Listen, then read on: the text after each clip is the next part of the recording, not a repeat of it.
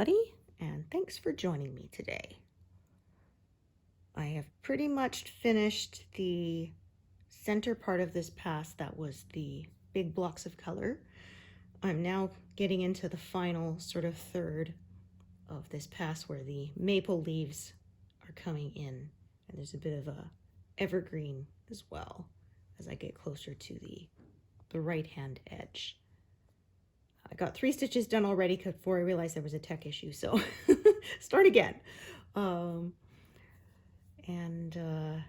will see how far I get. I don't think I'll finish this path this month because that will be 28,000 stitches, and it is fairly confetti heavy, so we'll see. If I do, bonus, but I don't think that's going to happen. We'll see. I'll get what I get. It is gloomy today. Overcast, threatening to rain. It's been like that for over a week, and I'm hoping that we're gonna get some sunlight soon because I find that very depressing.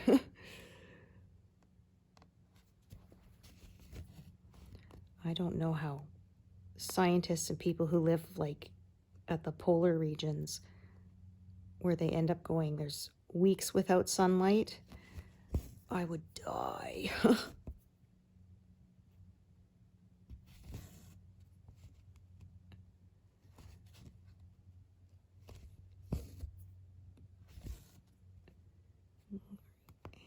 Park that there. As you can see, looking at this, like I said, it's there's a little bit of bigger blocks lower down, but up at the top here where I'm working today is quite detailed and confetti heavy. That will slow things down. Okay, so I was gonna carry this thread upwards, but clearly it is not long enough to carry anywhere. I will start a new one.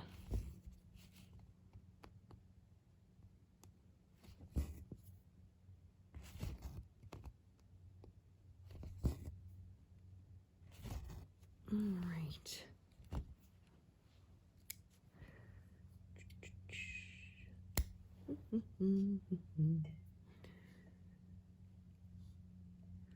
Oh, I apologize. I'm a little tired today, although I did sleep better last night, but I have quite a sleep debt from a week of not sleeping well, so it takes a while to catch up.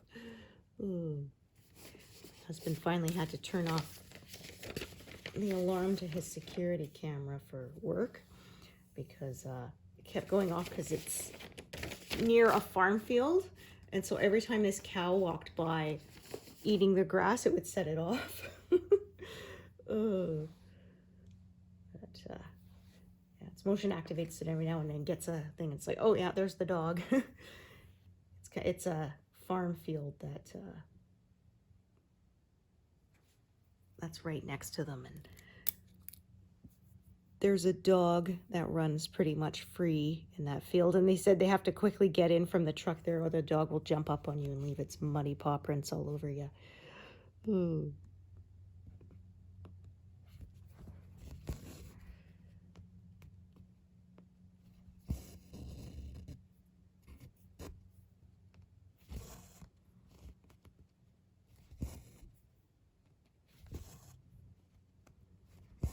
It was funny. My husband used to work with a guy who came from South Korea, so he really hadn't seen wildlife, so it was quite a shock when he came out here. And he said one time they got to the site and the guy didn't want to get out of the car because the horses were coming around to check them out, and it scared him. Now, we're used to that. Here and also where I grew up in BC, there were a lot of deer and bears, and we actually lived on a street called Big Bear Ridge because, yes, there were often bear sightings. So you had to be careful. My mom worked for the Ministry of Environment, so sometimes they had to, I remember one time she said they had to capture some mountain lions, tranquilize them, and then transport them back out into the wilderness because they were getting too close to the town and too close to people. And that could have been bad. So my mom got to see them after they've been tranquilized. They were in a cage, all yawny and sleepy. She said they were really cute. There definitely are just big cats. Yeah, there was one I saw where somebody had a picture and it showed like a lion that had found a cardboard box and climbed into it. And it said, "A cat is a cat," no matter how big it is. They have the same instincts. Oh, careful. Almost tied this whole big strand of thread into a knot. And I do not wish to do that. So coming out of this more into greens now, and then we'll see some yellows and oranges later on as I get into those maple leaves. That's what I think they are. They sure look like that to me. I should know I'm Canadian, right? That's on our flag.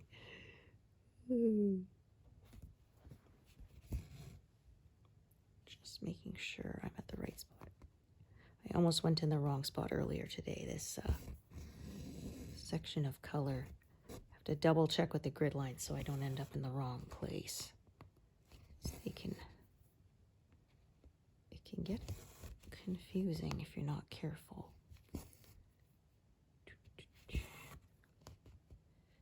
Alrighty.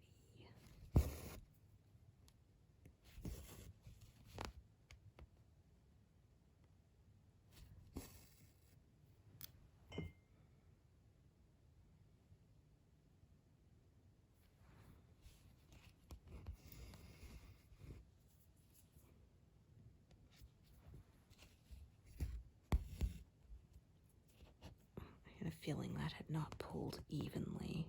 I'll have to make sure when I bring this back up to make sure those threads are both fully pulled through. There we go.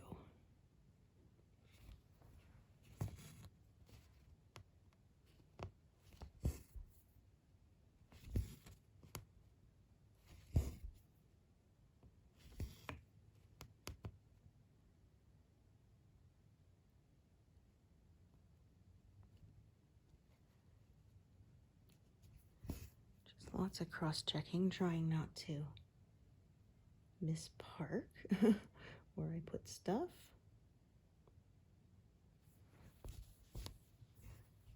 Had someone ask recently, like, how do we keep the threads from getting loose on the back? I said, well, they're not loose. You pull them taut, and they get stitched over by other threads, so they get anchored down. I find unless you're actually like picking at the bottom, they don't tend to come free. I know I thought when I first tried this they might, but they really don't. Don't think I've ever had that happen.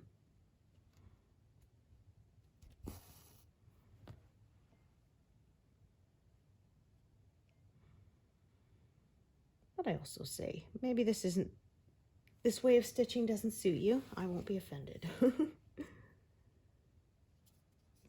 So I found my way was just by experimenting.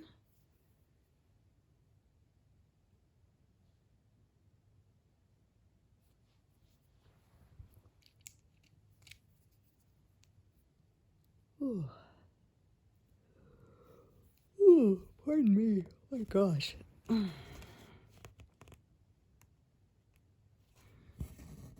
So we went from snow, and then we had a heat wave for just over a week. Now it's settled down again.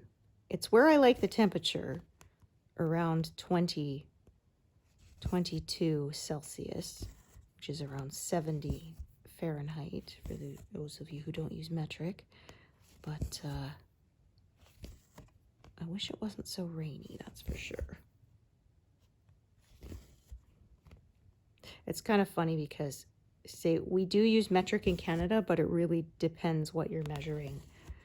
If you are someone in, say, the medical field, then you probably use centimeters and kilos more. But if you are not, then we tend to use pounds, inches, feet, colloquially, and then have to convert it. It's all very confusing.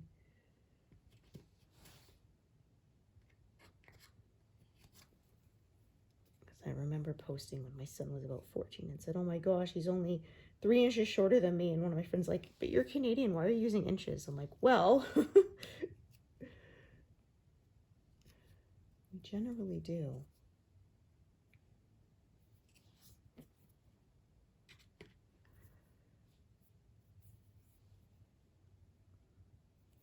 I had to get used to that. My mother-in-law, they're from Europe, and where they were, they fully used metric, so all her recipes were in milliliters and grams, and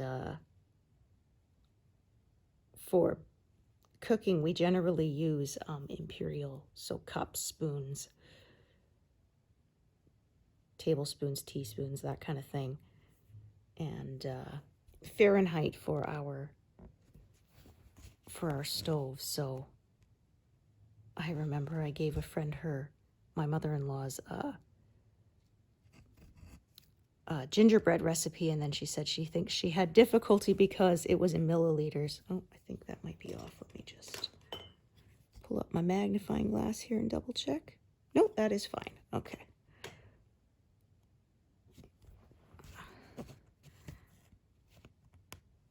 I have my drapes open as far as they will go to get light in here, but it's, like I said, overcast and fairly gloomy, so.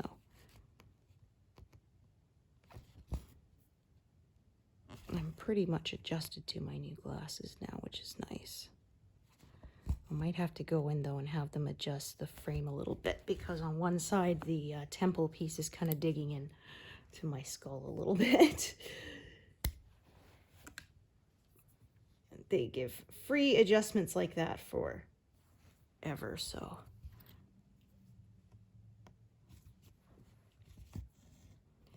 Yeah, we like Pearl Vision there. We mostly just started going there because they're in the mall, so it was just sort of the most convenient.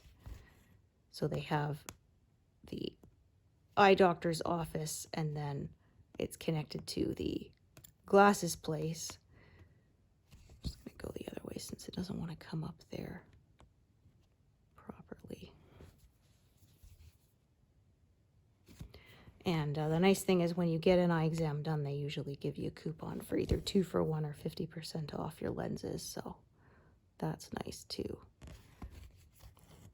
A few years ago, actually, they had a major water main break at the mall, and it flooded several stores, and so they were still calling themselves the Mall Eye Care, but they had to relocate somewhere else for several months while they fixed that. It took quite a while. It was not good. The mall was still open, but yeah, there were a few stores that they had to shut down for a few months. And I mean, you have insurance and all that, but one thing you can't really account for is the loss in foot traffic to your store and the change in people's habits, because that was one of the reasons Canada got Target for a little while, like a year or two maybe. It was very short-lived, and it was because they bought out the Zellers chain, which was a Canadian chain, and they closed the stores to renovate them, which took them better part of a year before reopening. And they said the problem is if people start shopping elsewhere, you have to basically entice them to come back. And they said what a lot of places do is they renovate, but they keep the store open. Ooh, that's not good. They keep the store open while they do it, and that way people still keep their routine of shopping there. And then when you reopen, you don't have to entice your lost traffic, foot traffic, back.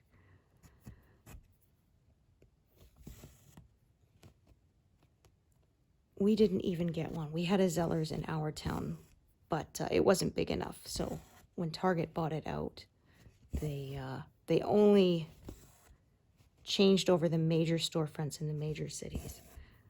They ended up, I think, selling the smaller ones out.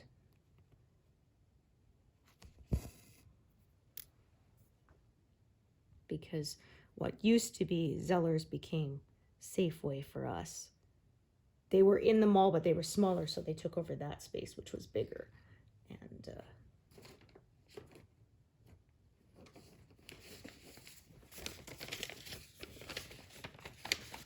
all right, I don't think I've used this color yet on this piece. This is a pretty green. I think this color was used on my last piece, the peacocks.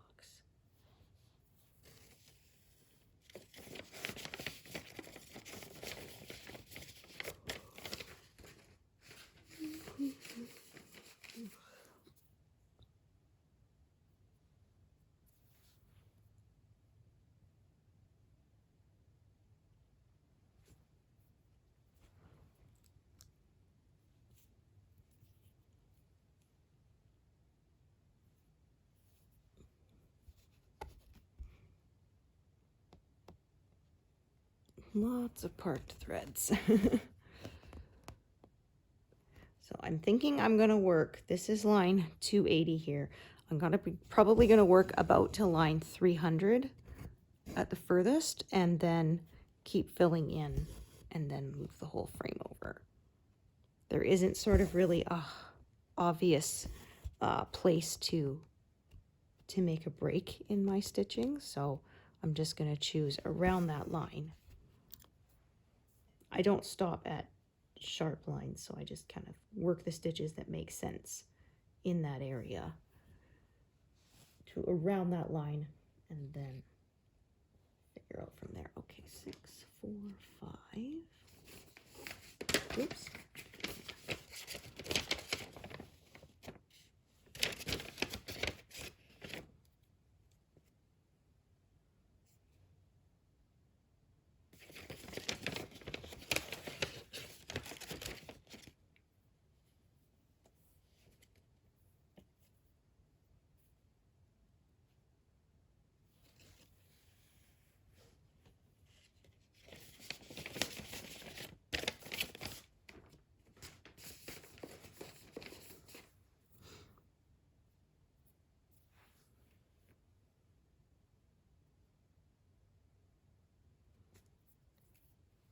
Also saying that I won't get this pass done because I do hope to make some progress on my other piece. I didn't manage to do any last month because I was just not feeling great. Thankfully, I feel recovered now.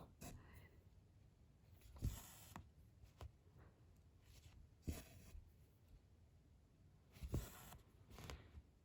was just kind of very mild on and off. I hate that. I'd rather be really sick for a day or two and then be done with it than that lingering. Oh, I think I'm better. Oh, actually, no, I'm not.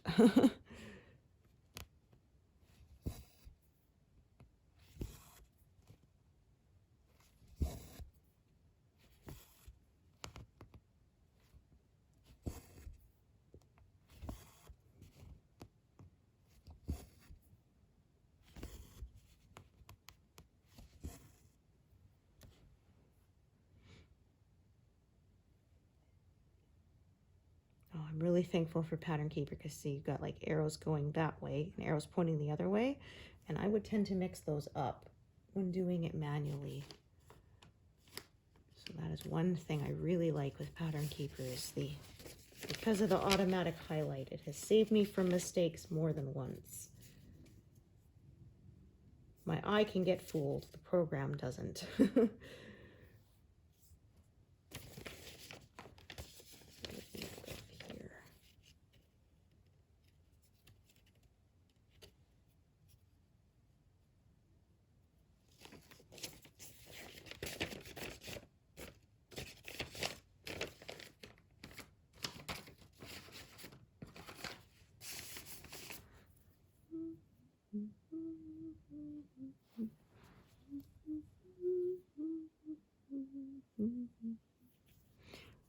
So I did close in that stitch a little bit there, but not on all 4 sides.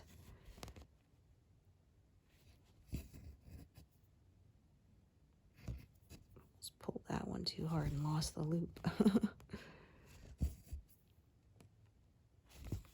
want to do that.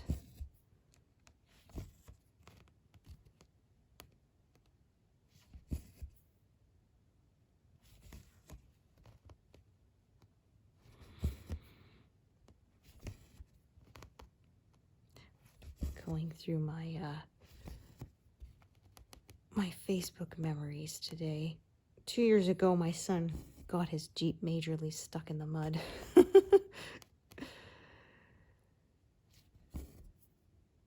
My husband had to go out and dig for a couple of hours before they could, because it was right up to the fenders, until they could get it far enough that they could get the tow rope around it to pull it out.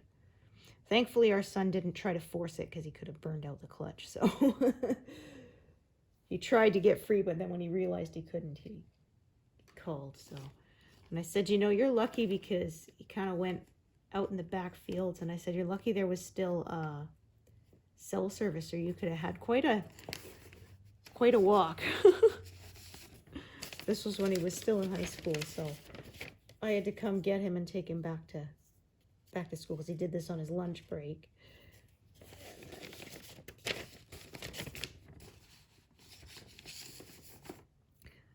His first vehicle that he was, before we bought him the Jeep, it would have made that, because it was designed for off-road. It was an Isuzu Trooper, and so he didn't realize that his new Jeep is a 4x4, but it's not an off-road.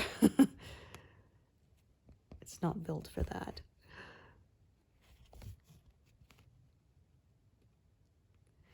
My husband used to be part of an off-road club, and they called him Little Trooper because his was the smallest vehicle, but it could, and it was the Trooper, but it could make it through almost anything.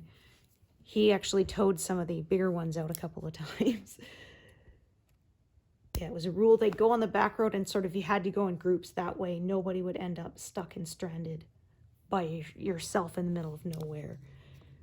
They went as, you know, several people all together. Then there was always someone to help, one or even more people to help pull you free. But at one point, he drove through this. It was deeper than he thought, and it was full of clay, and he basically filled everything up with clay and completely choked it. And he was fortunate. One guy had a flatbed, and he brought it to our house. All we had to do was pay for the gas, which was really nice of him. And it took my husband months. He had to take it apart, every filter, everything, and to clean the clay out of it. And I said, I don't get it. I said, when you're driving, you're always like, oh, I want to avoid the potholes. I want to avoid the speed bumps because it's hard on the car. I'm like, and then you just drive through mud and fill your truck full of clay. Okay. He's like, well, time and place. It was totally caked.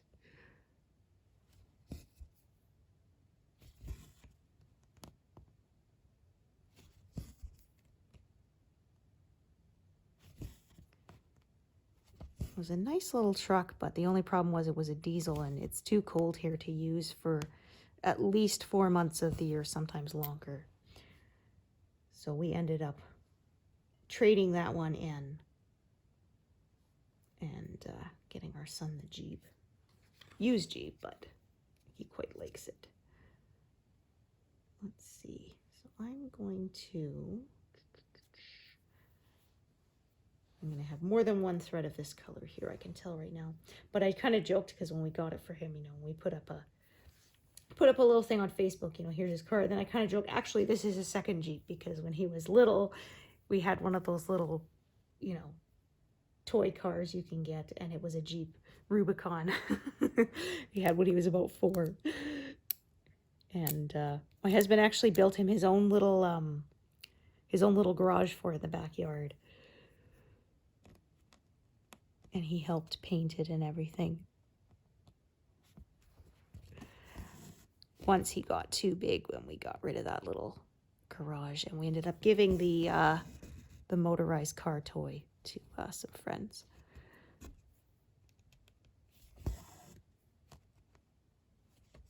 And their kids are about 10 years younger, so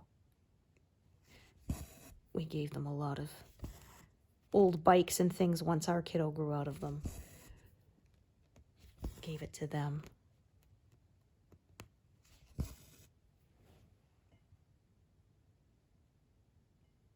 All right, and then yes, I decided I was going to have another strand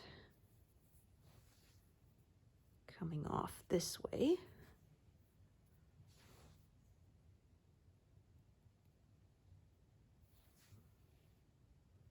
I think the oranges and stuff start about there. This is still the greens.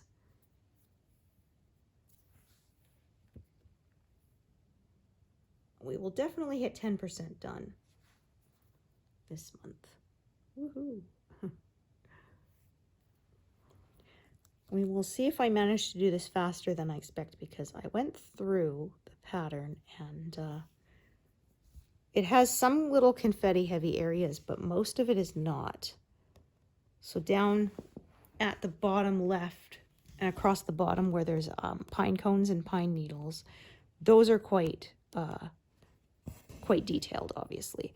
But the rest of it, a lot of it is bigger blocks. Because there's a lot of, like, the water is out of focus, and even on the deer, they aren't as detailed, like I say, the peacock feathers were on my last project.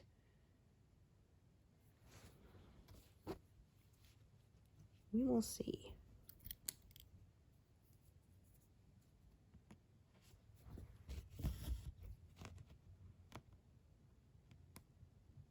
Okay, fine. Yeah, it can be harder to come up in that spot when it's full of all the other threads. Sometimes it's easier to just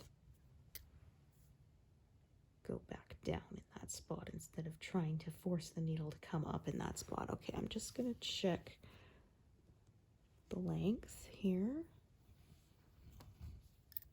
Okay, that is a longer one. All right, so what I'm going to do is I'm going to take and I'm going to carry this thread up and over to the right.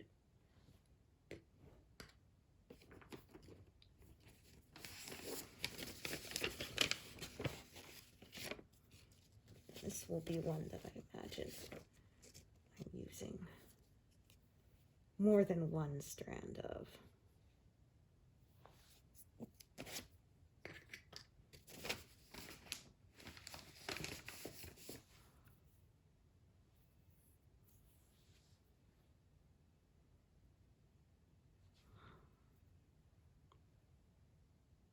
As I've said before, when it becomes more confetti heavy, I tend to revert to the more diagonal form of stitching.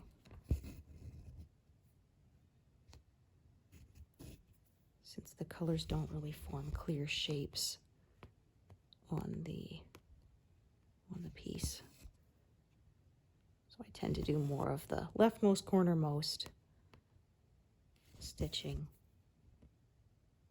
Helps to keep things a little neater and keeps me from making mistakes, from missing stitches. It's a little slower, but I do, like I say, I like when I get another big square completed, there aren't any missing ones. If I've done my job right, to come back and fill later. Every now and then there is one that I miss, but generally doesn't happen very often.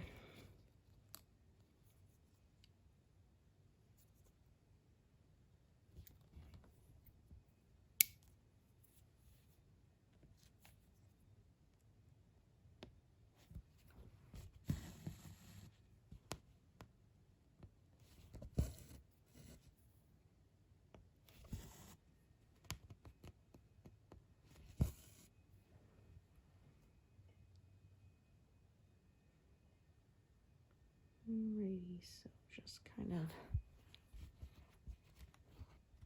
browsing through to see which will be the way I want to go.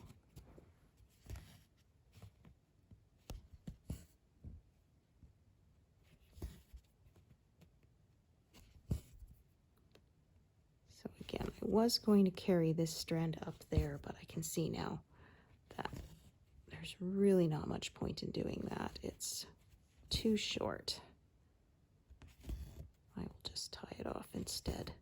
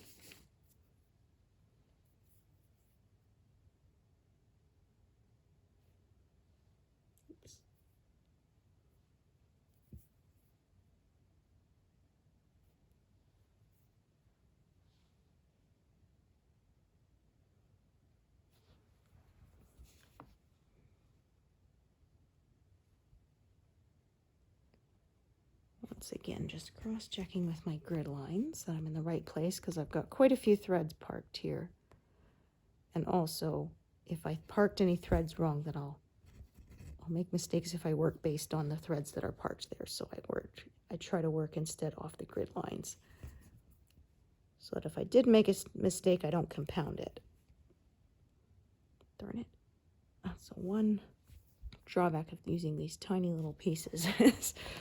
They're very fiddly and they tend to unthread. But I like to use every bit that I can and not waste it.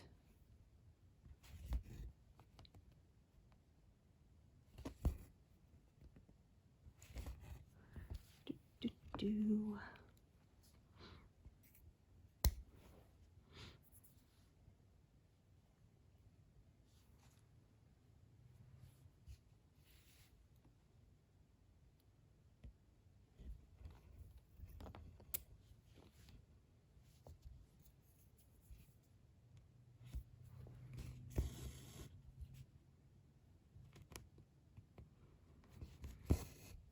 I have to go out and buy a new computer mouse, I think,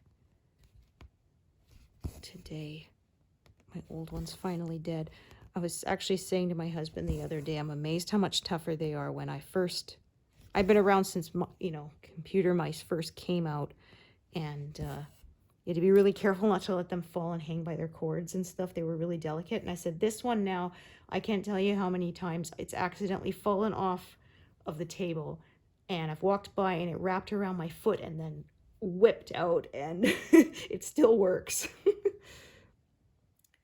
I do know that cordless mice exist, but I don't really like them as much, because you got to worry about the batteries being, so I'm one of those. Plus, corded mice are so cheap now.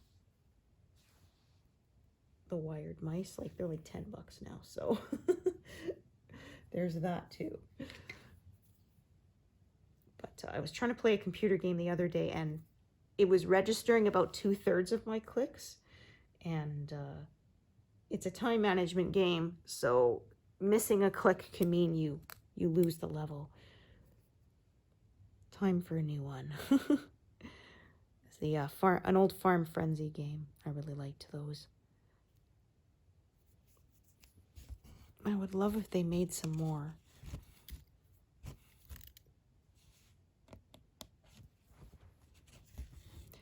A couple of them are so old, I actually had to turn my screen resolution down in order to be able to play them.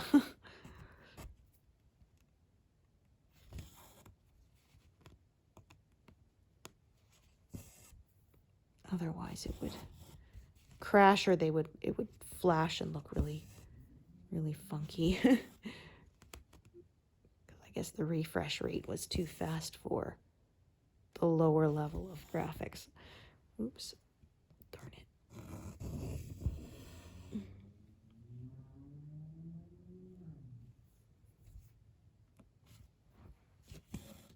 Someone really revving it out there. You can tell the snow finally melted, because there was lots of motorbikes showing up all of a sudden. People were very eager to dust those off.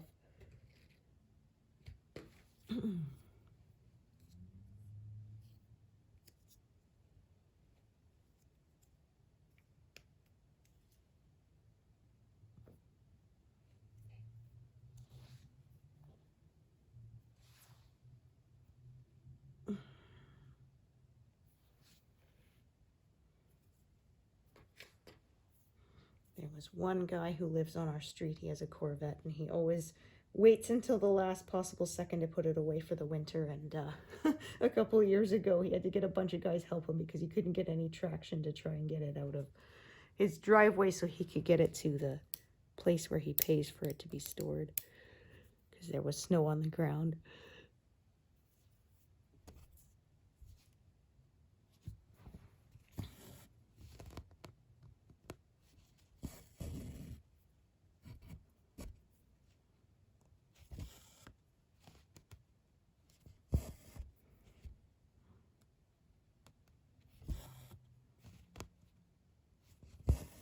Oh, almost running out of needles here because there are so many part threads.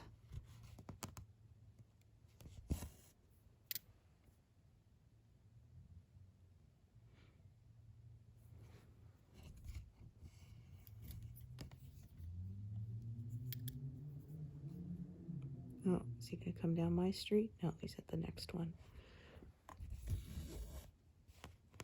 Oh, that's not right. A little bit short of where I wanted it to go. Make sure I get both threads here. My gosh.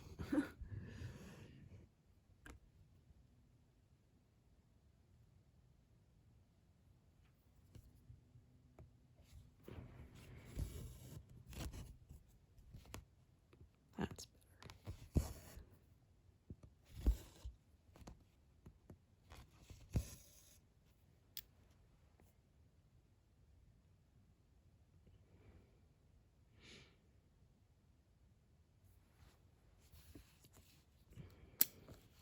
Don't think I will reach 200 today because, like I said, this is with this confetti, it is slow going. Oh, pulled too hard and unthreaded again. My gosh.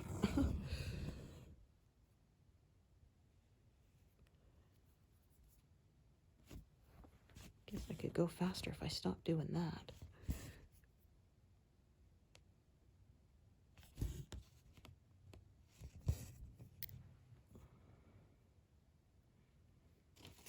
Looking here. Yeah, I think there's a little bit of pine needles coming from the top here. That's why this is so confetti heavy. So that detail there. There's a tiny bit of pine needles and then it'll get into the maple leaves.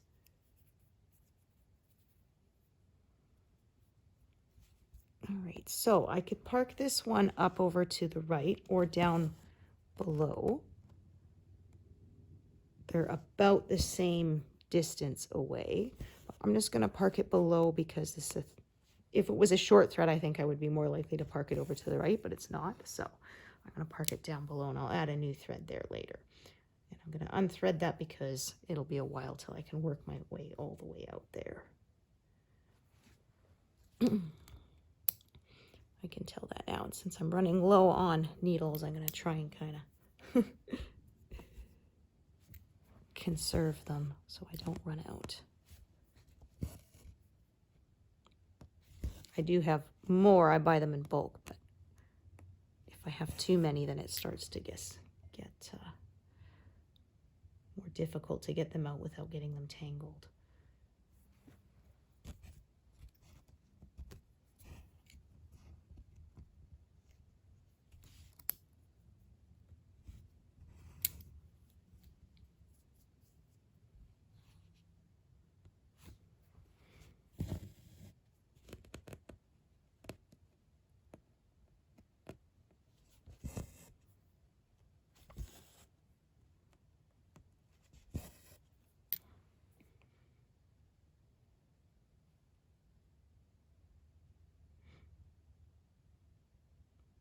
So I have another strand there. Let's see how long it is. All right, so I'm going to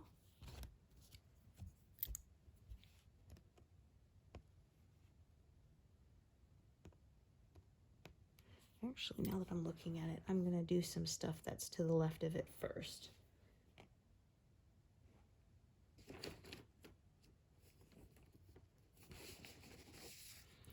But around here is where I'm going to cut off for now, work out to line approximately 300, and then work the next sort of section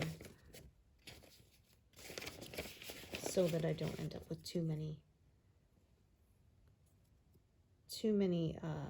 needles going at the same time.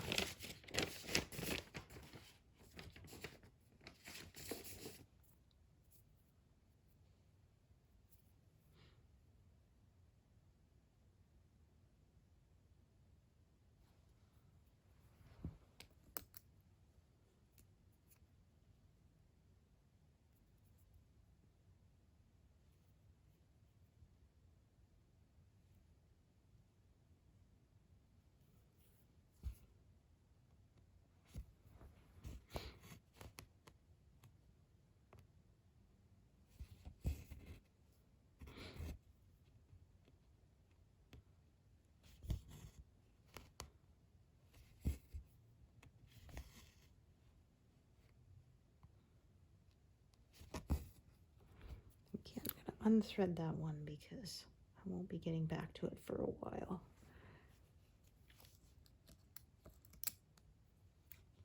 So this is one again. I could carry it in one of two directions. However, this one is a teeny bit closer, so I'm going to carry it there. The one that is more to the left rather than the one that is more to the right.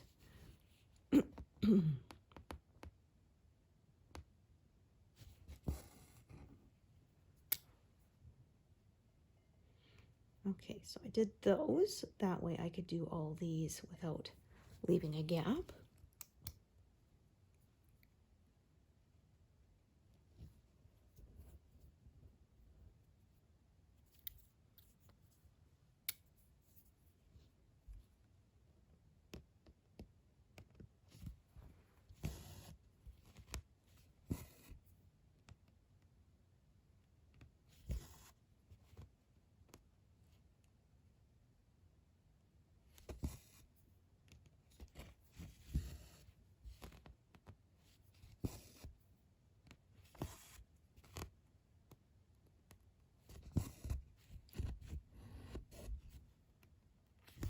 Okay, here that was trying to form a knot.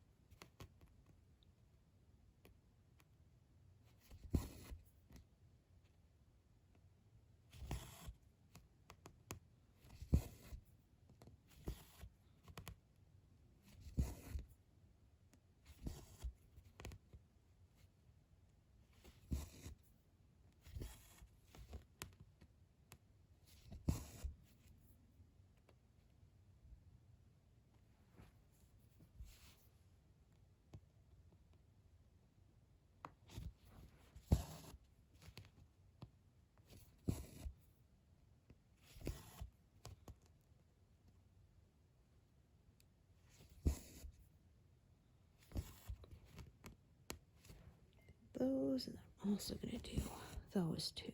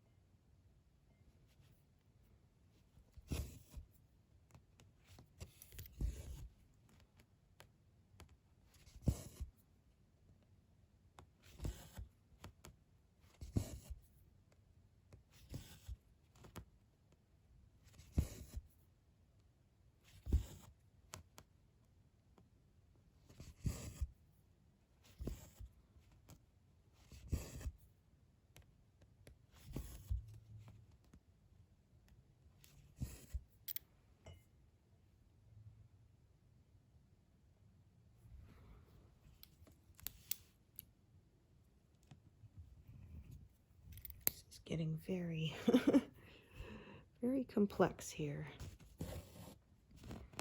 But it's always just one stitch at a time.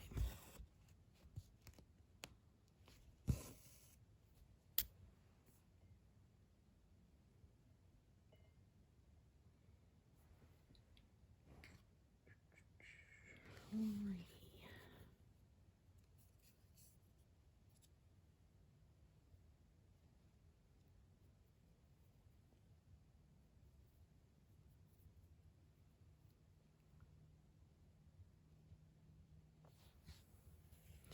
I think to reach 200 stitches would take me like another hour. Oh my gosh. Slow going. I know once it's all done, I will be glad I did it because the detail will look amazing.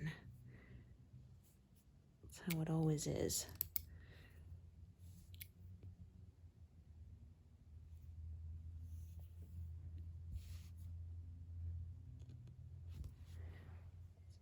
That one and that one.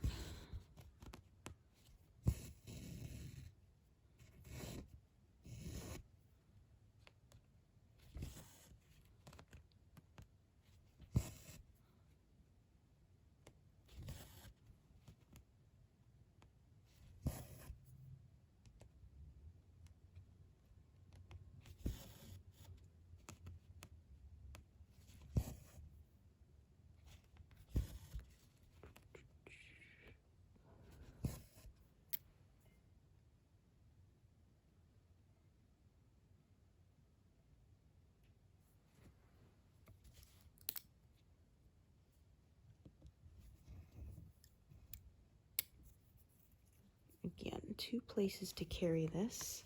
I'm going to carry it to the spot that has more stitches as this thread is fairly long. I'll use a shorter piece for those 2 that are kind of off by themselves down there to the left.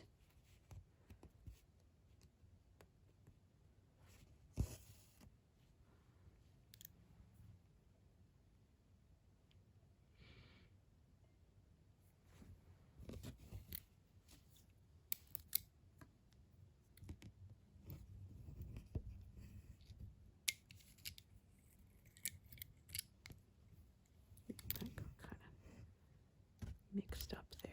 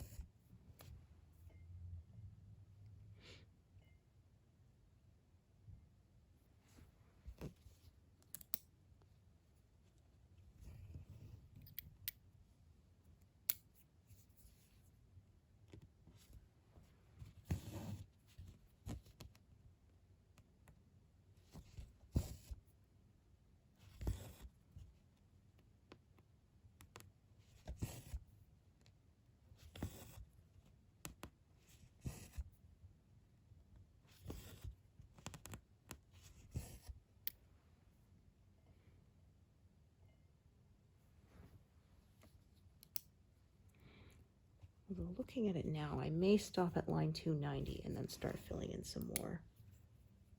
We'll see. Like I say, I often just kind of decide as I go.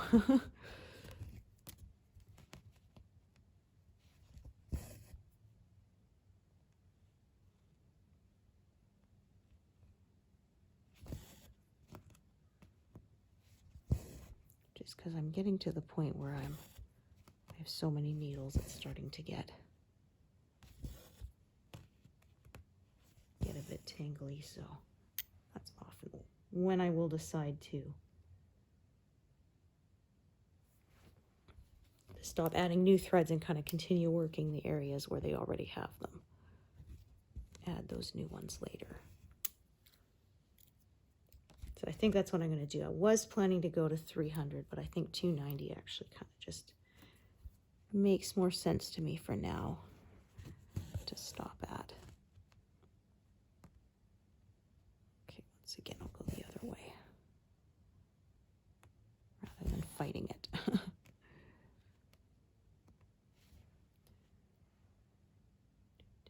And those.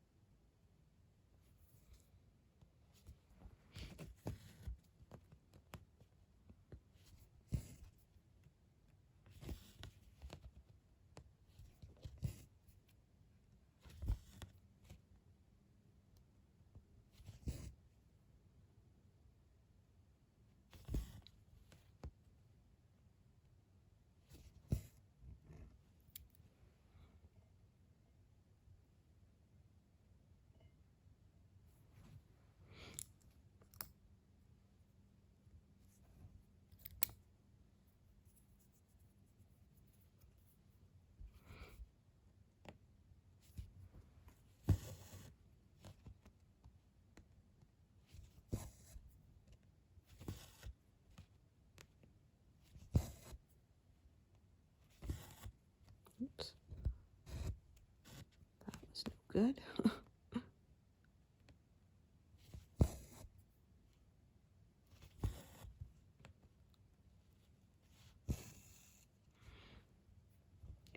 think line 290 around there is good for now. Do, do, do.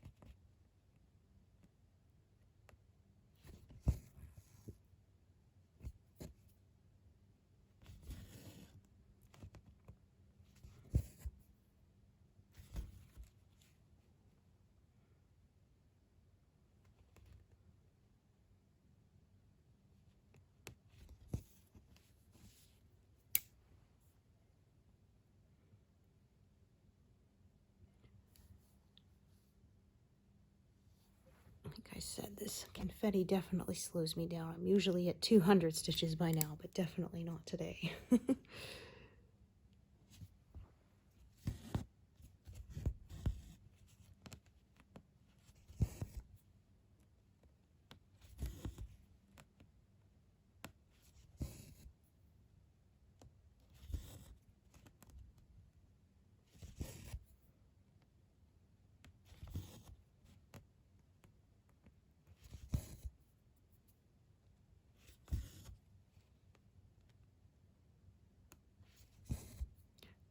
color branches off in a lot of different directions.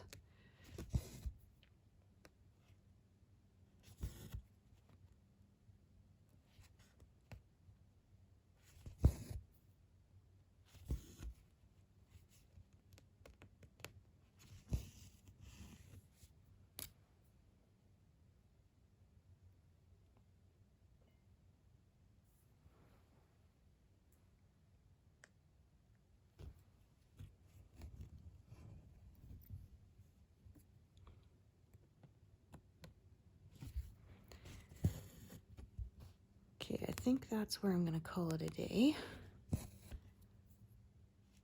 My neck is complaining at me a bit, so I'm going to need to get up and stretch for a while so that I don't lock up, because that has been a problem for me before.